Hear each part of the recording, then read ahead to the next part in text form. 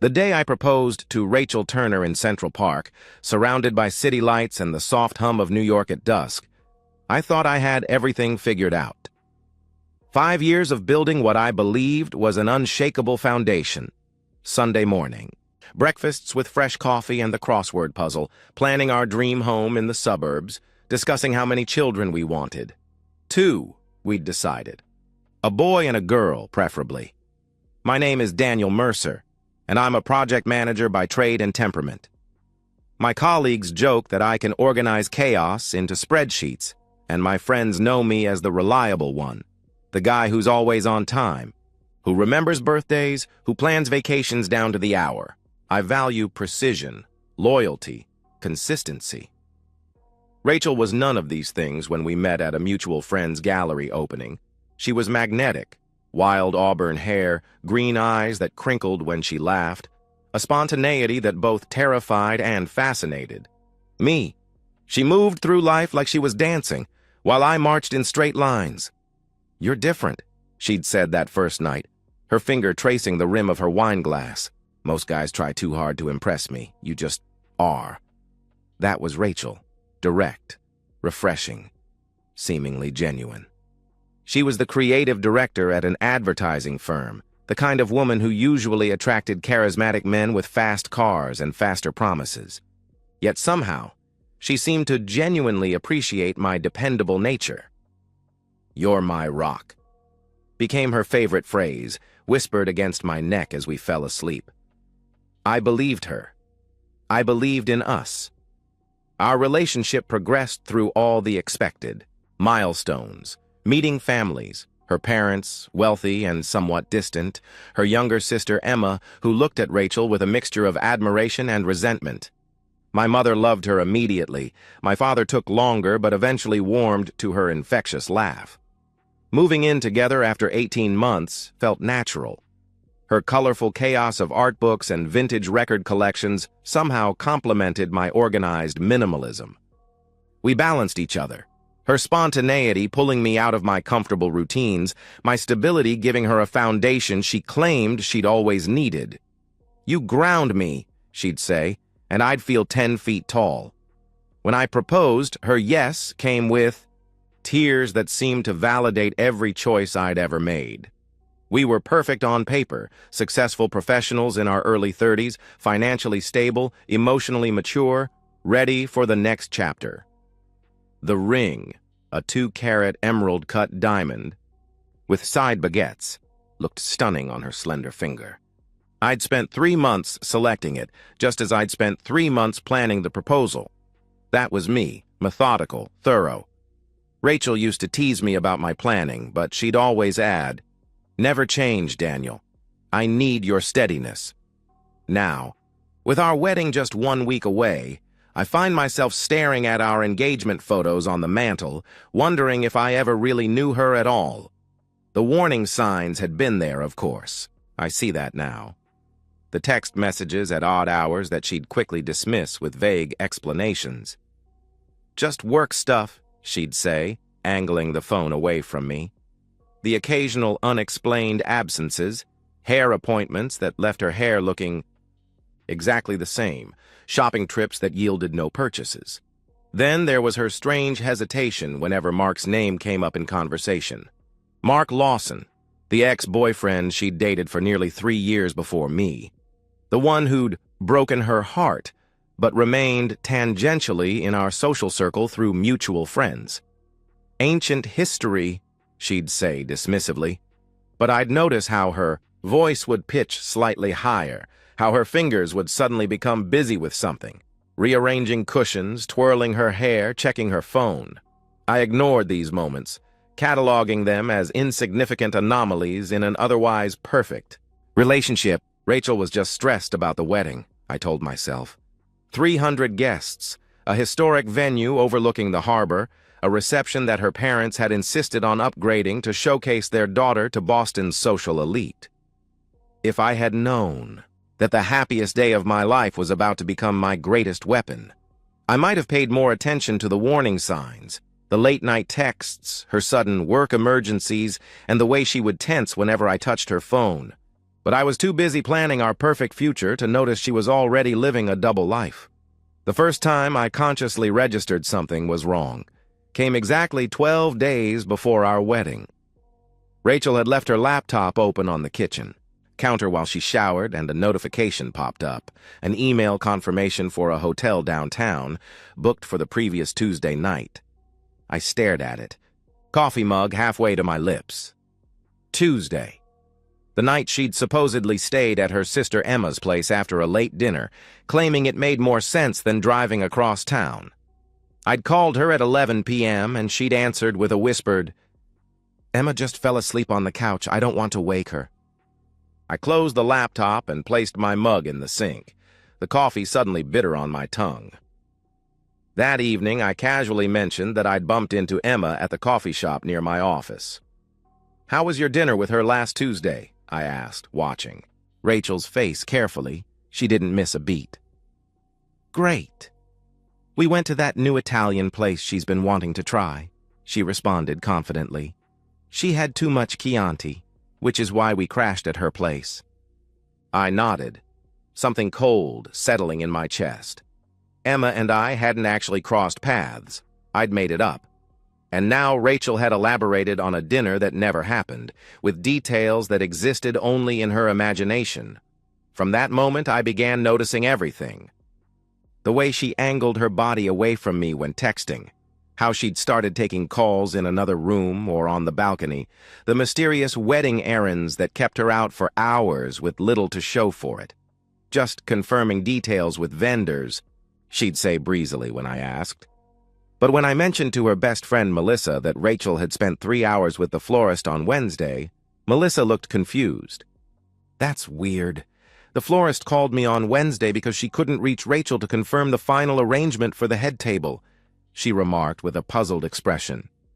These inconsistencies piled up like snowflakes, at first barely noticeable, then accumulating into something I couldn't ignore, finding an unfamiliar receipt for 2 whiskeys at a hotel bar on a night she claimed to be at a bridal fitting. Hearing her laugh softly into her phone at 2 a.m. in our bathroom, the shower running to muffle her voice.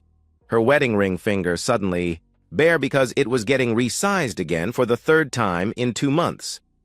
I began keeping a mental log of these discrepancies, my project manager mind unable to stop cataloging the data points that increasingly suggested a painful pattern.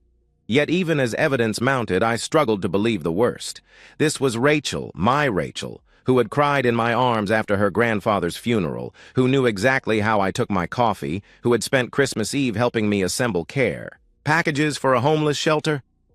"I think you're being paranoid," my best friend Jason said when I confided in him over beers. "Everyone gets weird before their wedding. Cold feet, stress, whatever. Doesn't mean she's cheating. Then why lie about where she was?" I pressed, leaning forward. Jason shrugged. "Maybe she just needed space and didn't want to hurt your feelings. Wedding planning is intense, especially with her parents involved," he suggested, taking a sip of his beer. I wanted to believe him. The alternative was too painful to consider. But 4 days before the wedding, it happened. Rachel was in the shower after returning late from what she'd called final dress alterations. Her phone, left charging on the nightstand, lit up with a text notification. I hadn't planned to look. I'm not that person, or at least I wasn't then. But the preview was visible from where I stood folding laundry. "Mark, can't wait for Wednesday. Our special place. Last chance before the big day."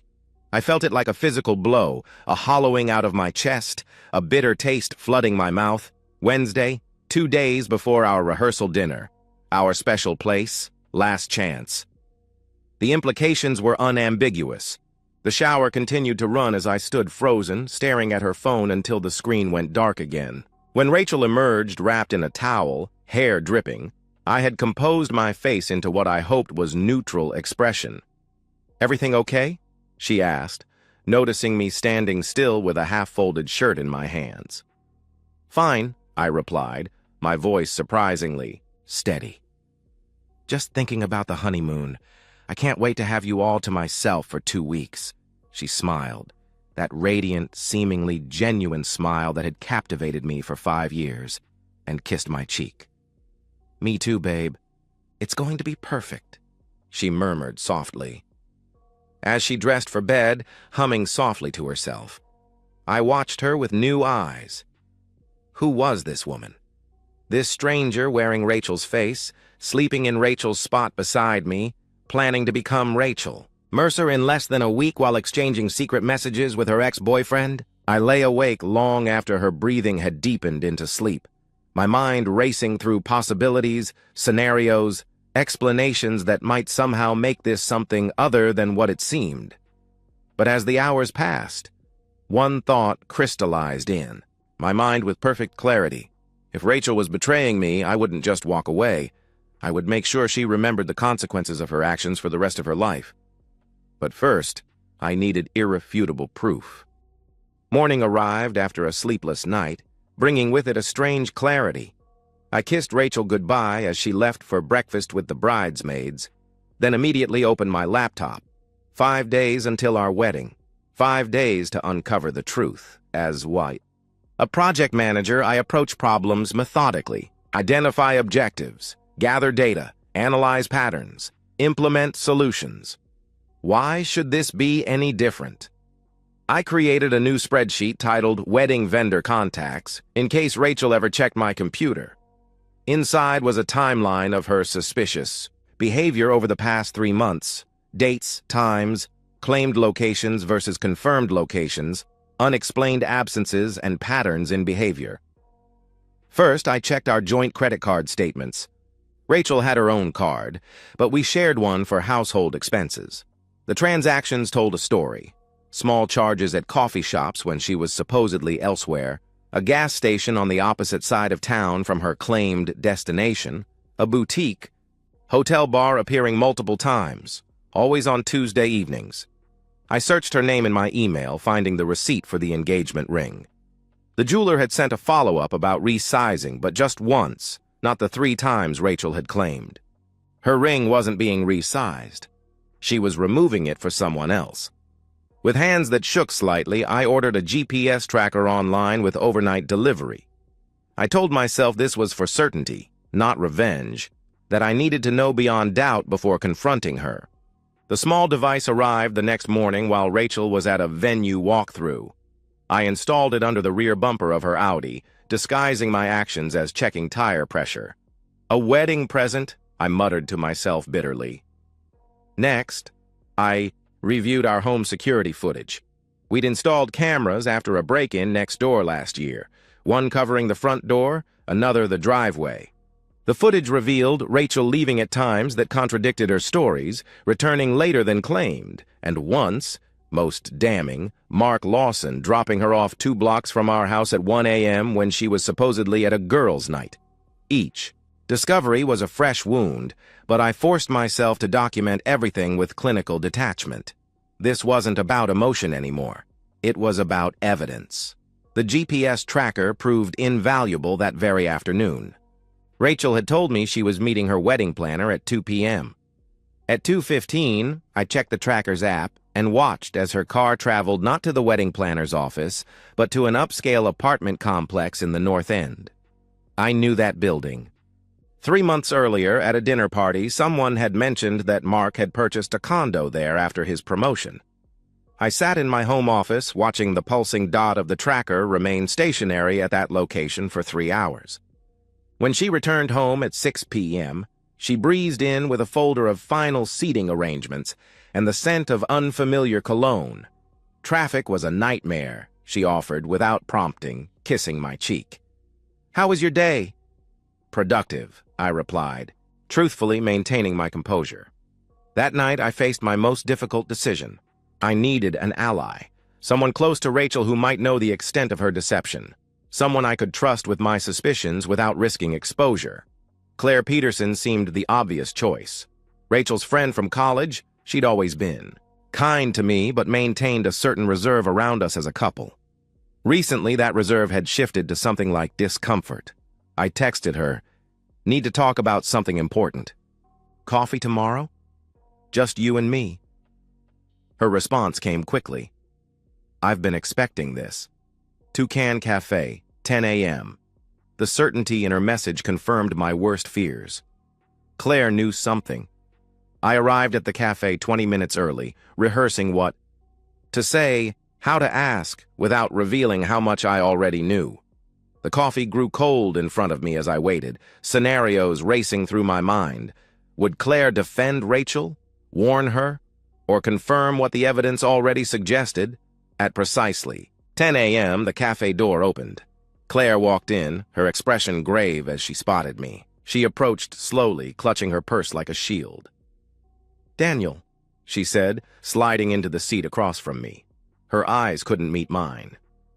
"There's something you need to see. And after you do, you'll have to decide what kind of man you really are, the kind who walks away or the kind who makes sure everyone sees the truth." Claire's hands trembled as she reached into her purse. "I've been torturing myself about this for weeks," she said, her voice barely audible above the cafe's ambient noise. "Wondering if I should tell you, if it's my place to get involved." She placed a USB drive on the table between us. It looked innocuous. Just a small black rectangle that somehow contained the power to destroy everything. 3 weeks ago, I went to Toronto for a marketing conference, Claire began, finally meeting my eyes. Rachel asked if she could use my house while I was gone. Said she needed space to work on her vows, away from distractions. She laughed bitterly. I was actually touched that she felt my home was a sanctuary. I stared at the USB drive, already knowing what it contained. "I have a security system," Claire continued, wrapping her hands around her untouched coffee mug. "Cameras in the living room, kitchen, hallway. I installed it after the break-in last year. It uploads footage to cloud storage automatically." She took a deep breath. When I got back and checked the footage to make sure everything was okay, I saw them. Rachel and Mark. Not just once. 3 separate days. My throat constricted. "In your house?" I asked, my voice sounding foreign to my own ears. Claire nodded, her expression pained. "The things they said to each other, Daniel. The plans they made. It wasn't just physical. They've been seeing each other for months. Mark was never just an old friend like Rachel claimed," she explained, her voice catching. I reached for the USB drive, but Claire placed her hand over mine. "Before you watch it, you need to know I'm not doing this out of malice. Rachel's been my friend for 12 years. But what she's doing to you?" She shook her head. "No one deserves that level of deception, especially not someone about to make a lifetime commitment," she added firmly. "Why didn't you tell me sooner?" I asked, my voice hollow. I tried to talk to her first, told her she needed to come clean, or call off the wedding. She swore it was ending, that the thing with Mark was a mistake, that she truly loves you, Claire explained, her eyes filling with tears. "But yesterday I saw them together again. At that little Italian place you 3 used to go to, ironically enough. They weren't even trying to hide." I slipped the USB drive into my pocket, feeling its weight like a stone. "Thank you," I said, simply. "What will you do?" Claire asked, concern evident in her voice. I considered the question carefully. "Something appropriate," I answered, my mind already working through possibilities. That night, after Rachel had gone to bed claiming a headache, I took my laptop to the guest room and inserted the USB drive. For several minutes, I sat staring at the folder of video files, each labeled with dates from the previous month. With a deep breath, I clicked on the first one. The footage was high definition, the timestamp clear, 1:17 p.m., exactly when Rachel had told me she was meeting her mother for lunch. Claire's living room came into view, and then Rachel, entering with Mark close behind her. They were laughing, his hand already sliding beneath her shirt as she pushed him toward the couch. "We should have time." Rachel's voice came through clearly. "Daniel thinks I'm with my mother until 4. "Your fiancé is so trusting," Mark replied, his tone mocking. "It's almost too easy." What followed made me physically ill. Not just the intimacy, though seeing Rachel with another man was excruciating, but the casual way they discussed me afterward. My methodical nature that Rachel apparently found suffocating. My careful planning that was boring but useful because it made me predictable. "One more week of freedom," Mark said at one point, tracing patterns on her bare shoulder. "Then you'll be Mrs. Mercer," Rachel laughed. "On paper," she responded with a dismissive flick of her hand. I forced myself to watch all 3 videos. Each featured similar scenarios on different days, all when Rachel had claimed to be elsewhere. The most recent was from just 4 days ago, after I'd begun my investigation, but before I'd confirmed my suspicions. As the final video ended, I closed my laptop and sat in the darkness. The physical pain was surprising, a hollow ache in my chest, nausea rising in my throat, a cold sweat breaking across my forehead. This wasn't just betrayal, it was mockery, contempt, a systematic campaign of lies from the woman I had believed would be my wife, my partner, the mother of my children. Moved through the stages of grief in accelerated succession. Denial crumbled in the face of irrefutable evidence. Anger flared white-hot, then settled into something colder, more focused. Bargaining seemed pointless. What was there to salvage? Depression hovered at the edges, but something else was taking center stage, a calculated determination. Rather than confront Rachel immediately, I made a decision that surprised even me. The wedding would proceed as planned, with one significant modification. I spent the next hours outlining my response with the same methodical attention I gave to professional projects. First, I backed up Claire's videos to multiple secure locations. Then I created a new email account and contacted our wedding venue's audio-visual coordinator, explaining that I wanted to surprise Rachel with a special video presentation during the reception. "Something meaningful," I wrote, "a tribute to our journey together." By morning, I had the framework of a plan. When Rachel kissed me goodbye on her way to her final dress fitting, I noticed for the first time how easily the lies fell from her lips, how convincing her performance remained even now, days before our wedding. I spent that day securing allies, not by revealing the full truth, but by ensuring key people would assist with my surprise. The venue's AV technician was eager to help with what he believed was a romantic gesture. My best man, Jason, agreed to introduce the video at a specific moment. I even arranged for the photographer to capture reactions from a particular angle. The final component was editing the video itself, splicing together our happiest moments with the damning evidence of Rachel's betrayal. I worked through the night, selecting clips that would show the starkest contrast between the woman I thought I knew and the one captured on Claire's security footage. The evening before our wedding, Rachel returned from her bachelorette dinner, slightly tipsy and affectionate. As she kissed me deeply in our hallway, I wondered if she'd been with Mark earlier, if these same lips had touched his just hours before. "One more day," she whispered against my mouth. "I can't wait to be your wife," I smiled, the calm I felt both terrifying and liberating. "It's going to be a day no one will ever forget," I promised quietly. As I laid out my suit for tomorrow's ceremony, I felt an eerie calm replace my rage. Rachel would walk down the aisle believing she had successfully deceived me, never suspecting that I had transformed our wedding from a celebration of love into a public execution of her lies. Tomorrow, instead of saying "I do," I would ensure that everyone would know exactly what she had done. The morning of what should have been the happiest day of my life dawned with perfect clarity. Blue skies, moderate temperature, gentle breeze. Weather fit for a fairy tale wedding. I stood at our bedroom window watching the sunrise while Rachel slept peacefully, her expression serene, unburdened by conscience. For a brief moment, looking at her there, auburn hair spread across the pillow, lips slightly parted in sleep, I hesitated. Was I really going through with this? Wouldn't it be simpler to confront her privately, call off the wedding, walk away with dignity? But then she stirred, reached for her phone before even fully awake, and thumbed out a quick text with a small smile playing at her lips. I knew exactly who was receiving that message. My resolve solidified. The hours that followed passed in a surreal procession. breakfast with my groomsmen at Jason's house, where I maintained a convincing facade of pre-wedding excitement. The professional photographer capturing getting-ready moments as we donned tuxedos and attached boutonnieres. The drive to the historic harbor venue where 300 guests were already gathering.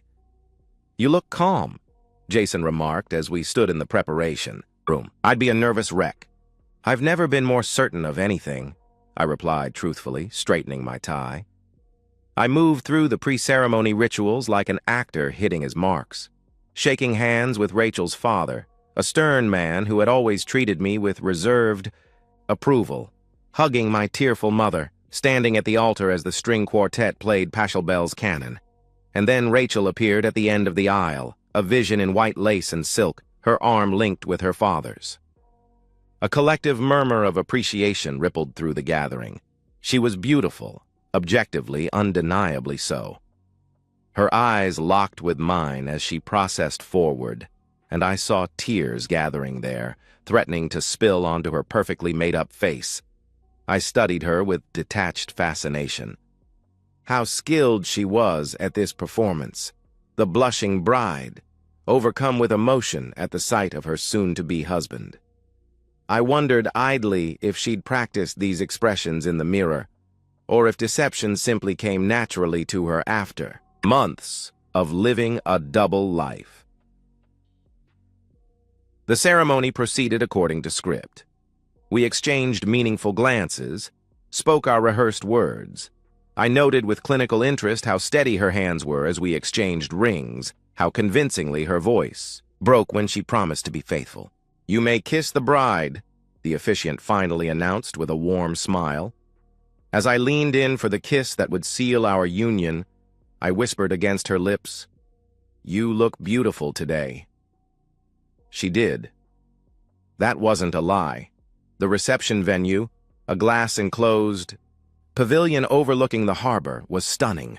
White orchids cascaded from crystal vases. Champagne flowed freely. Our first dance went flawlessly, Rachel following my lead as we moved across the floor to our song, the one that had been playing the night we met. "I love you so much," she whispered against my collar as we swayed to the music. "I know exactly how much you love me," I replied, and she mistook my meaning for romantic rather than ironic. I watched her work the room afterward, embracing college friends, laughing with colleagues, accepting congratulations with practiced grace. Mark was there, of course. Rachel had insisted on inviting him, claiming they had too many mutual friends to exclude him without raising questions. He stood near the bar, handsome in his tailored suit, occasionally catching Rachel's eye across the room. To anyone else, these glances might have seemed casual, inconsequential. To me, they were confirmation of everything I already knew. Dinner was served. Toasts were made. My father spoke about commitment and honor, ironically enough. Rachel's mother reminisced about her daughter's innate goodness. Jason delivered a best man speech filled with humorous anecdotes and sincere wishes for our happiness. Finally, the moment arrived. The venue lights dimmed slightly as Jason returned to the microphone. "And now," he announced with a wide smile, "Daniel has prepared a special surprise for his bride. A journey through their relationship that I'm told will bring us all to tears." Rachel turned to me, genuine surprise and delight on her face. "You didn't tell me about this?" she whispered, squeezing my hand. "I wanted it to be a surprise," I replied, standing to address our guests. "Before we show this video, I want to say a few words about truth and memory." The room quieted, all eyes on me. When we look back on our lives, the moments that define us aren't always the ones we expect. Sometimes they're moments of revelation, when what we thought was true is revealed to be false, when what we believed was love turns out to be something else entirely, I stated, my voice steady and clear. I paused, noticing Rachel's slight frown, the first hint of unease crossing her features. This video chronicles our journey together, the memories we've created and the truths I've discovered along the way. It's a testament to the power of evidence and the importance of seeing clearly what's right in front of you, I continued, making deliberate eye contact with key guests. I nodded to the AV technician who had become my unwitting accomplice. The lights dimmed further, and the projection screen descended from the ceiling. The video began innocently enough. Photos of Rachel and me at the beginning of our relationship, video clips from vacations, our engagement. Rachel relaxed beside me, her momentary concern fading as the familiar images played. The assembled guests made appreciative sounds, laughed at the appropriate moments, sighed at the romantic scenes. Then, without warning, the footage cut to Claire's living room. Rachel and Mark entered the frame, his hands already on her body, her laughter echoing through the venue's speaker system. "We should have time," Rachel's voice rang out clearly. "Daniel thinks I'm with my mother until 4. A collective gasp rippled through the room. Rachel froze beside me, her champagne glass slipping from her fingers, shattering on the floor. I didn't move to help her. On screen, the betrayal continued to unfold in explicit detail, interspersed with timestamps that corresponded to days I could identify. Our anniversary, the day after my birthday, 3 days after our engagement party, 1. "More week of freedom," Mark said on screen, his voice echoing through the silent hall. "On paper," Rachel replied with a laugh that now sounded hollow and cruel. The silence in the reception hall was absolute, except for the audio from the video, and the sound of Rachel's mother beginning to sob. From the corner of my eye, I saw Mark backing toward the exit, only to find his path blocked by several of my larger friends who had been discreetly positioned there according to my instructions. Rachel turned to me, her face drained of color, eyes wide with horror. "Daniel," she whispered, her voice breaking. "Daniel, please stop this. Please." I met her gaze steadily. "Why would I stop the truth, Rachel?" I asked quietly. The video continued for exactly 3 minutes, long enough to remove any doubt, to make the betrayal undeniable and public. When the screen finally went black, I stood and took the microphone once more. "I want to thank you all for coming today," I said, my voice steady and controlled. "Unfortunately, there will be no wedding. What you've just witnessed is evidence of an ongoing affair between my fiancée Rachel Turner and her ex-boyfriend Mark Lawson, an affair that continued right up until yesterday." Rachel was openly sobbing now, mascara tracking down her cheeks in black rivers. Her father had risen from his seat, his face contorted with rage, though I couldn't tell if it was directed at his daughter, at Mark, or at me for the public humiliation. "The venue is paid for until midnight," I continued calmly. "The bar is open. Please enjoy the rest of your evening. I'll be returning the gifts, of course." I placed the microphone on the table and turned to Rachel one last time. "Goodbye, Rachel," I said quietly, removing my wedding ring and placing it beside her plate. I hope he was worth it. Without another word, I walked out of the reception hall, leaving chaos in my wake. I could hear Rachel's sobbing, her mother's wailing, her father's, enraged shouting at Mark, who was attempting to defend himself. As the doors closed behind me, the sounds of chaos faded. I had planned this moment for days, anticipated the satisfaction, but nothing prepared me for the lightness I felt walking away from that room of shattered illusions. I had lost a fiancé, but reclaimed my dignity, and as I loosened my tie in the evening air, I realized this wasn't an ending. It was a liberation. 6 months after the wedding, that wasn't. I stand at the window of my new apartment, overlooking a different part of the city. The view isn't as spectacular as the one Rachel and I had from our old place, but I find I prefer it. No memories here, no ghosts of laughter or promises that turned out to be lies. The aftermath of my public revelation was far-reaching and, in some cases, more severe than I had anticipated. The video, despite my efforts to contain it, found its way onto phones and eventually social media. Within days, Rachel's humiliation had transcended our social circle and become fodder for local gossip. Her advertising firm, which prided itself on its family values branding, quietly asked for her resignation. Clients, it seemed, were uncomfortable working with someone whose judgment and integrity had been so publicly compromised. She tried to fight it initially, even suggested the video had been manipulated, but the evidence was too clear, the timestamps too specific.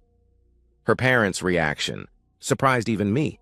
Their social standing had always been paramount, and Rachel's actions, and my method of exposing them, had made them objects of pity and whispered conversations at the country club. Her father, a man of rigid propriety and volcanic temper, tracked down Mark at his office 2 weeks after the wedding. The altercation that followed sent Mark to the emergency room with a broken nose and fractured orbital bone, and sent Richard Turner to the police station on assault charges. The case was later settled out of court, but the damage to the Turner family's reputation was irreparable. Mark didn't fare much better. The video reached his workplace, where he was apparently involved with another colleague despite his relationship with Rachel. The resulting HR investigation revealed a pattern of inappropriate relationships with coworkers. He was terminated within a month. As for Rachel, she eventually moved to Chicago, according to Claire, who remains one of the few mutual friends still in contact with both of us. She couldn't walk down the street here without people recognizing her, Claire explained over coffee last month. The video followed her everywhere. I don't take satisfaction in Rachel's continuing struggles. That surprises people when I admit it, but it's true. The revenge was complete the moment I walked out of that reception hall. Everything that followed was simply consequence, not intention. Our friend group fractured along predictable lines. Some thought my public exposure went too far, that I should have confronted Rachel privately, ended things with dignity rather than orchestration. Others felt she had received exactly what she deserved. At Jason's wedding last month, where I was pointedly not asked to be best man, the division was still evident in who sat where, who spoke to whom. The practical aspects of untangling our lives took months. Returning wedding gifts with brief, dignified notes of explanation. Selling the house we had purchased together in anticipation of starting a family. Dividing furniture, kitchenware, the 1,000 small things that accumulate in 5 years of shared life. I kept her engagement ring, not as a memento, but because it represented a significant investment. I sold it eventually to a dealer in another state, using the money to fund a trip to New Zealand, somewhere Rachel and I had never discussed visiting, somewhere I could create memories that belonged only to me. The strangest part of recovery was rediscovering myself as an individual. After 5 years of Daniel and Rachel, I had forgotten parts of myself, interests I'd set aside to accommodate her preferences, friendships I'd neglected because she found certain people boring, quiet pleasures like reading military history or hiking alone that she'd subtly discouraged. I started therapy 3 months after the wedding, not because I was devastated by losing Rachel. That pain had been processed through my methodical investigation and public revelation, but because I needed to understand why I had ignored so many warning signs. Why I, a man who built his career on attention to detail, had been so willfully blind when it came to the woman I loved. We see what we want to see, my therapist suggested during one of our sessions. And you wanted to see the perfect partner, the perfect future. She was right. I had been as invested in the illusion as Rachel, just for different reasons. Claire and I have grown closer, though not romantically. Her willingness to tell me the truth, despite her long friendship with Rachel, revealed a moral courage I deeply respect. We meet for coffee every few weeks, carefully avoiding postmortems on my relationship, but finding genuine connection in shared interests and compatible perspectives. Recently, I met someone new, Allison, a civil engineer who approaches life with the same analytical precision I do. It's not romance yet, just coffee dates and conversations about books we've both read, but there's potential there. A foundation of honesty, at least. The most valuable lesson from all of this wasn't about betrayal or revenge, but about authenticity. I spent 5 years with a woman who was performing a role, the devoted fiancé who secretly chafed at my stability while exploiting it. Now I'm learning to recognize the difference between performance and presence, between someone who wants to be seen and someone who wants to be chosen. They say revenge is a dish best served cold, but what no one tells you is what comes after. The Quiet mornings when the rage has burned away and you're left with just yourself. I don't regret exposing Rachel's betrayal. I regret only that I nearly married someone who never truly existed except in my imagination. The truth, however painful, set us both free. Me from a lifetime of lies, and her from the facade she could no longer maintain. And in that freedom, despite everything, I found something I hadn't expected: peace. And that's the end of today's story. If you enjoyed it, please give this video a thumbs up and drop a comment below. Your support helps the algorithm push my content further. If you're new to the channel, don't forget to hit that subscribe button. It really helps me keep creating more stories for you. Thanks for watching, and I'll see you in the next one.